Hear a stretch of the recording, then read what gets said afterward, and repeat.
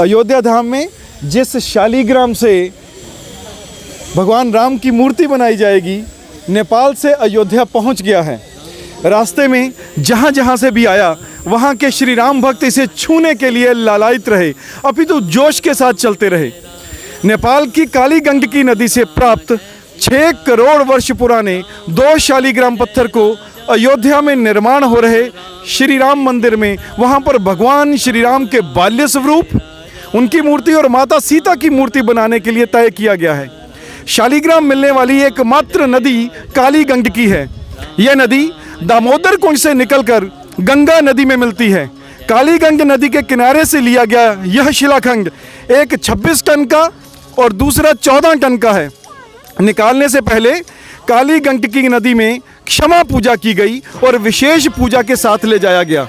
शिला को 26 जनवरी गुरुवार के दिन गलेश्वर महादेव मंदिर में रुद्राभिषेक किया गया। सोमवार 30 जनवरी के दिन अयोध्या के लिए प्रस्थान हुआ। इस भले कार्य के लिए नेपाल और भारत दोनों देशों के सरकार को बहुत बहुत धन्यवाद। गोपालगंज बिहार से मेरे एक मित्र ने, जो राम भक्त हैं, उन्होंने मुझे बताया कि उन्होंने अपने शहर को इतना विहल्ल कभी नहीं देखा। 3 से 4 लाख लोग सड़क किनारे हाथ जोड़े खड़े थे। अयोध्या में प्रभु की मूर्ति बनाने के लिए नेपाल से शालीग्राम पत्थर जा रहा है और आज वह ट्रक गोपालगंज से गुजर रहा है। कोई प्रचार नहीं, कोई बुलाहट नहीं, पर सारे लोग निकल आए सड़क पर। युवक, बूढ़े, बच्चे, बूढ़ी स्त्रियां, घूंघट ओढ़े खड़ी दुल्हनें, बच्चियां, स्त्रियां हाथ में जल अक्षत लेकर सुबह से खड़ी हैं सड़क किनारे। ट्रक सामने आता है तो विघल होकर दौड़ पड़ती हैं। उसके आगे छल छलाई आंखों से निहार रही हैं उस पत्थर को जिसे राम होना है, जिसे सिया होना है।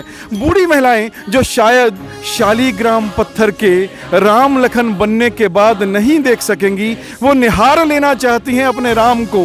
निर्जीव पत्थर में भी अपने आराध्य को देख लेने की शक्ति पाने के लिए किसी सभ्यता को अध्यात्म का उच्चतम स्तर छूना पड़ता है। हमारी इन माताओं, बहनों, भाइयों को यह सहज ही मिल गया है। जो लड़कियां अपने वस्त्रों के कारण हमें कभी कभी संस्कारहीन लगती हैं, वो हाथ जोड़े खड़ी हैं। कभी कभी उदंग कहे जाने वाले लड़के उत्साह में हैं, इधर से उधर दौड़ रहे हैं। मैं भी उन्हीं के साथ दौड़ रहा हूं। इस भीड़ की जाति नहीं है। लोग भूल गए हैं अमीर गरीब का भेद। लोग भूल गए हैं अपनी जाति और गोत्र। उन्हें बस इतना याद है कि उनके गांव से होकर उनके राम जा रहे हैं। हमारे यहाँ कहते हैं कि सिया को विवाह के लिए राम जी इसी राह से ले गए थे। डुमरिया में उन्होंने नदी भी पार की थी। हम सौभाग्यशाली लोग हैं जो राम जी को दोबारा जाते देख रहे हैं। 500 वर्ष की प्रतीक्षा और असंख्य पीढ़ियों की तपस्या ने हमें यह सौभाग्य दिया है। हम जी लेना चाहते हैं इस पल को, हम पा लेना चाहते हैं ये आनंद। माझा से लेकर गोपालगंज तक मैं इस यात्रा में 10 किलोमीटर तक चला हूँ। दोनों ओर लगातार भीड़ है। कोई नेता, कोई संत, कोई विचारधारा इतनी भीड़ इकट्ठा नहीं कर सकती, ये उत्साह पैदा नहीं कर सकती। सबको जोड़ देने की ये शक्ति केवल और केवल मेरे राम में है। गोपालगंज में कुछ देर का हॉल्ट है। साथ चल रहे लोगों के भोजन की व्यवस्था है, सो घंटे भर के लिए ट्रक रुक गया। लोग इसी समय आगे बढ़कर पत्थर को छू लेना चाहते हैं। मैं भी भीड़ में घुस गया हूँ। आधे घंटे की ठेलम ठेल के बाद ठाकुर जी को स्पर्श करने का सुख मिला। कुछ अनुभव लिखे नहीं जा सकते। उसी समय ऊपर खड़ा एक भक्त शालीग्राम पर चढ़ाई गई माला प्रसाद स्वरूप में फेंकता है।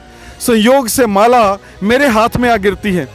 मैं प्रसन्न होकर अंजुरी में माला लिए भीड़ से बाहर निकलता हूँ, पर यह क्या, किनारे खड़ी स्त्रियां हाथ पसार रही हैं मेरे आगे। भैया एक फूल दे दीजिए, बाबू एक फूल दे दीजिए। अच्छे अच्छे संपन्न घरों की देवियां हाथ पसार रही हैं। ये राम जी का प्रभाव है। मैं सबको एक एक फूल देते निकल रहा हूँ। फिर भी कुछ बच गए हैं मेरे पास। ये फूल मेरा सौभाग्य है। कुछ लोग समझ रहे हैं कि 130 रुपए में रामचरितमानस की प्रति जलाकर वो हमारी आस्था को चोटिल कर देंगे। उन मूर्खों को कुछ नहीं मालूम।